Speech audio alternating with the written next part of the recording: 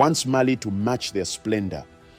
With Abu Ishaq al-Sahili's guidance, Mansa Musa embarks on an ambitious building program. In Timbuktu, the Jingwe Reba Mosque rises, a masterpiece of Sudano-Sahelian architecture with thick mud brick walls, wooden support beams protruding like ribs, and a towering minaret. This mosque still stands today, over 700 years later. The Sankore Mosque and University expand. Libraries fill with manuscripts. Students from across West Africa travel to Timbuktu to study. In Gao, another great mosque is constructed, cementing the city's importance as a commercial and spiritual center. Mansa Musa builds palaces, administrative buildings, and caravanserais, inns where merchants can rest and trade safely. He encourages agriculture, ensuring food security. He maintains the trade routes, providing military protection for caravans. He establishes diplomatic relations with North African states, exchanging ambassadors and gifts. Under Mansa Musa, Timbuktu becomes synonymous with wealth and learning. European and Arab scholars write about this legendary city in the heart of Africa, a place of God and knowledge.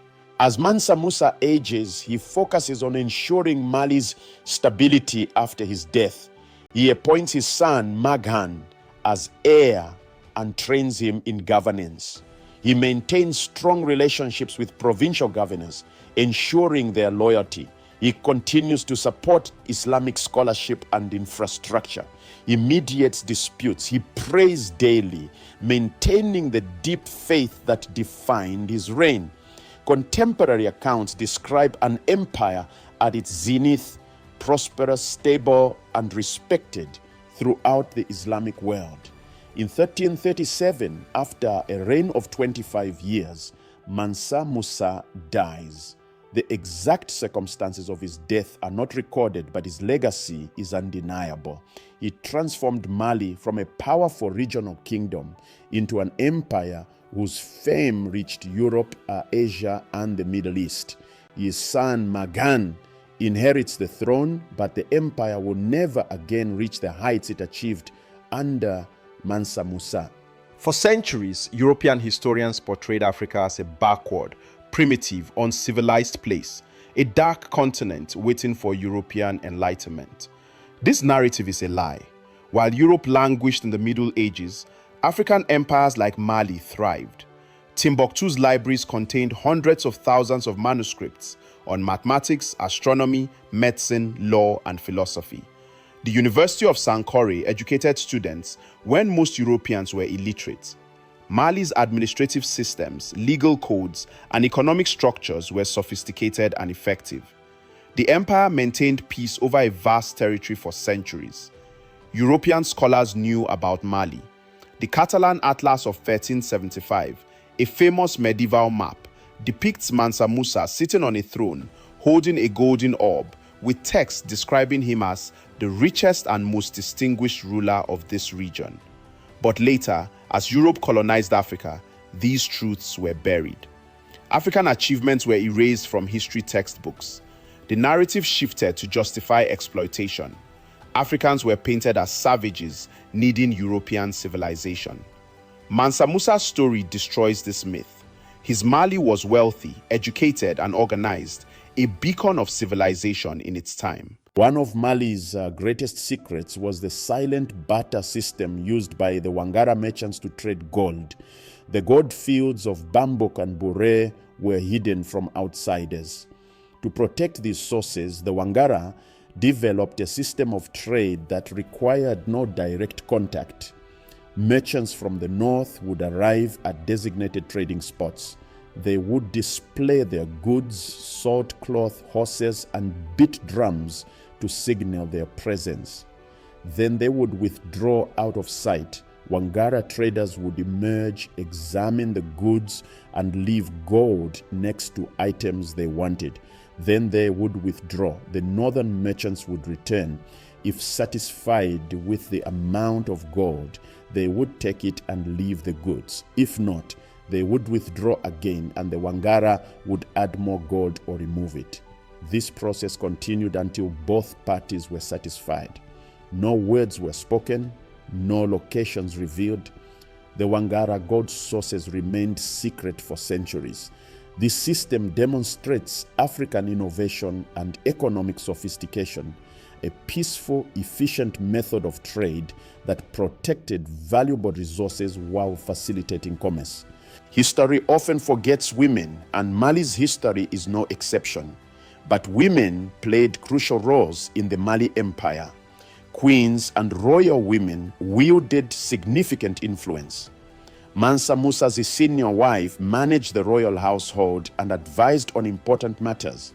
In matrilineal societies within the empire, descent and inheritance passed through the mother's line. Women controlled property and had economic power. Women dominated local markets, trading food, cloth, pottery, and other goods. They were farmers, artisans, and entrepreneurs. Griot women, female griots, preserved oral traditions, sang at ceremonies, and advised leaders. Islamic education was not limited to men. While fewer in number, some women studied at madrasas and became scholars. The erasure of women from Mali's history is not because they were absent, it's because historians failed to record their contributions.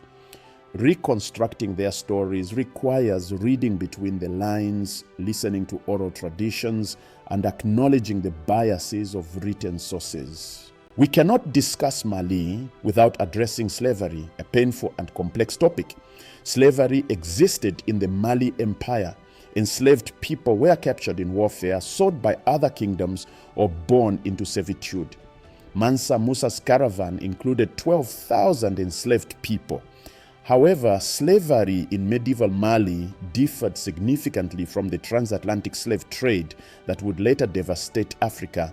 In Mali, enslaved people could own property, marry, and sometimes purchase freedom. They worked as domestic servants, agricultural laborers, soldiers, and even administrators. Some enslaved people rose to positions of power and influence. This does not excuse slavery. It was still an unjust system that stripped people of freedom. But understanding the differences matters. The transatlantic slave trade, which began in the 15th century, was fundamentally different, industrial in scale, racial in justification, and brutal beyond measure. Millions of Africans were captured, chained, shipped across the ocean, and worked to death on plantations.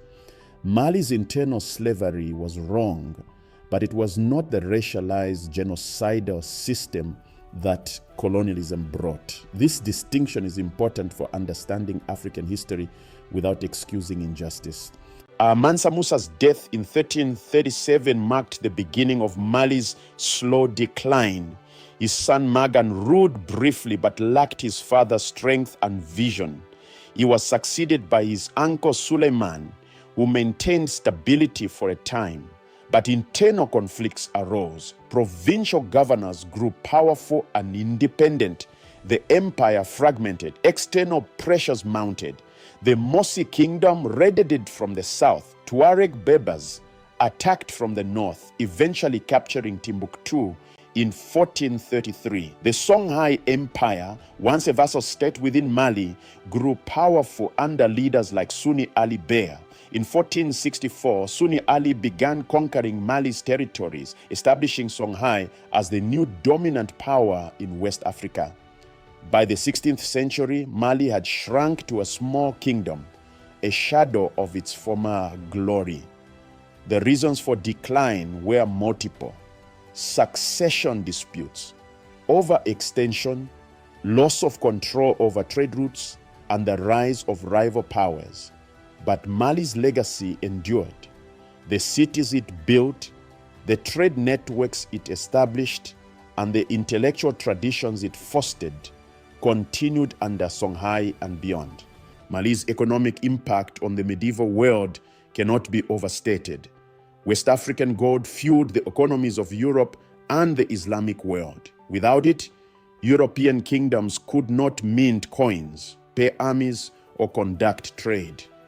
The Italian city-states, Venice, Florence, Genoa, depended on gold that ultimately came from Mali's mines.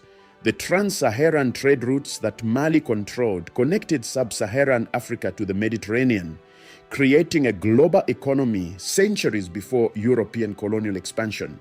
When Mali declined, the disruption of gold supplies contributed to economic instability in Europe and North Africa. Songhai maintained the trade for a time, but by the 16th century, European maritime exploration sought new routes to African gold, bypassing the Sahara.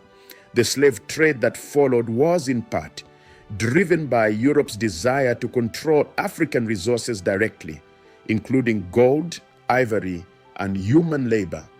Mali's wealth reshaped the world, but that wealth also made Africa a target for exploitation. Timbuktu became a symbol, a city of learning, wealth, and mystery. The manuscripts preserved in Timbuktu's libraries represent one of Africa's greatest intellectual treasures. These documents contain knowledge on medicine, mathematics, astronomy, law, history, and theology written by African scholars. In recent decades, efforts to preserve these manuscripts have revealed the depth of African scholarship. Families in Timbuktu hid manuscripts during wars and occupations, protecting them from destruction. These texts prove that Africa had rich intellectual traditions long before colonialism. African scholars wrote poetry, debated philosophy, and made scientific discoveries. Mansa Musa's investment in education created institutions that lasted centuries and influenced West African culture profoundly. Islam became deeply rooted in West Africa, blending with traditional beliefs to create unique cultural practices, Sufi brotherhoods, musical traditions, architectural styles, and social structures. The griots' oral traditions, which preserved Mali's history, continue today. Songs about Sundiata and Mansa Musa are still sung in West Africa.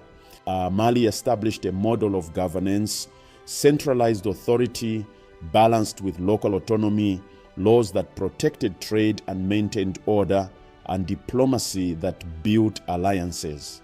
Subsequent empires, Songhai, Kanembonu, and others, learned from Mali's successes and failures. Modern West African nations inherited borders drawn by colonizers, but the memory of Mali remains powerful. The Republic of Mali, established in 1960, takes its name from the ancient empire, a conscious choice to honor that legacy. The national pride in Mansa Musa and Sundiata Keita is profound. Statues, currency, and national symbols reference the empire. Mali's model of multi-ethnic governance, bringing together Mandinka, Fulani, Songhai, Tuareg, and other groups, offers lessons for modern African nations struggling with ethnic conflicts and political instability. The principle that empires rise through trade, diplomacy, and education rather than just military conquest remains relevant today. Mansa Musa's pilgrimage had profound religious consequences.